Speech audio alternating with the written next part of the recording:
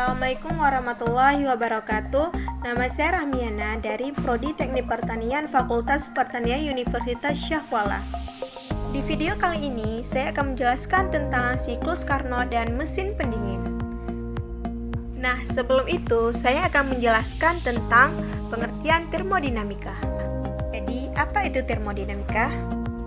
Termodinamika adalah ilmu tentang energi yang secara spesifik membahas tentang hubungan antara energi panas dengan kerja.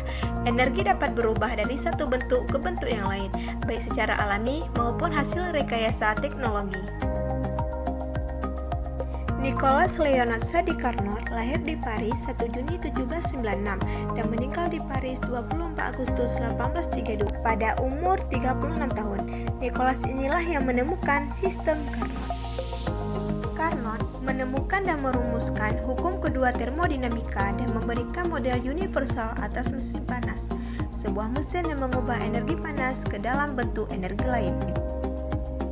Siklus Carnot. Siklus Carnot merupakan suatu siklus termodinamika yang melibatkan proses isotermal, isobarik, dan isokorik. Siklus adalah suatu rangkaian sedemikian rupa sehingga akhirnya kembali kepada keadaan semula. Sistem menjalani proses isotermal dari keadaan A sampai B, kemudian menjalani proses isobarik untuk mengubah sistem dari keadaan B ke keadaan C. Akhirnya, proses isokorik membuat sistem kembali ke keadaan awalnya. Proses dari A ke keadaan B, kemudian ke keadaan C, dan akhirnya kembali ke keadaan A menyatakan suatu siklus. Bentuk dan proses pada siklus Carnot.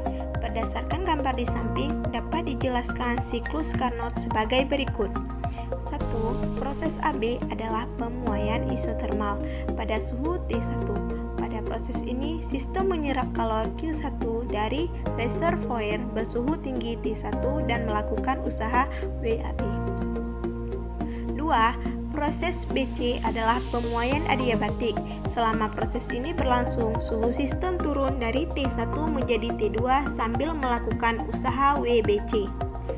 3. Proses CD adalah pemampatan isotermal pada suhu T2. Pada proses ini, sistem menerima usaha WCD dan melepas kalori Q2 ke reservoir bersuhu rendah T2. 4. Atau yang terakhir merupakan proses DA adalah pemampatan adiabatik. Selama proses ini, suhu sistem naik dari T2 menjadi T1 akibat menerima usaha WDA. Siklus Carnot merupakan dasar dari mesin ideal, yaitu mesin yang memiliki efisiensi tertinggi yang selanjutnya disebut mesin Carnot. Usaha total yang dilakukan oleh sistem untuk satu siklus sama dengan luas daerah di dalam siklus pada diagram P kurang V. Mengingat selama proses siklus Carnot, sistem menerima kalori Q1 dari reservoir bersuhu tinggi T1 dan melepas kalori Q2 ke reservoir bersuhu rendah T2. Maka, usaha yang dilakukan oleh sistem menurut hukum 1 termodinamika adalah sebagai berikut. Q sama dengan delta U tambah W. Q1 kurang Q2 sama dengan 0 tambah W. W sama dengan Q1 kurang Q2. Dalam menilai kinerja suatu sistem, efisiensi merupakan suatu faktor yang penting. Efisiensi mesin Carnot merupakan efisiensi yang paling besar karena merupakan mesin ideal yang hanya ada di dalam teori. Artinya, tidak ada mesin yang mempunyai efisiensi melebihi efisiensi mesin kalori Carnot. Dapat dilihat juga bahwa efisiensi mesin Carnot hanya tergantung pada suhu kedua tandon dan reservoir. Nah, jadi adapun rumus efisiensi mesin Carnot sebagai berikut.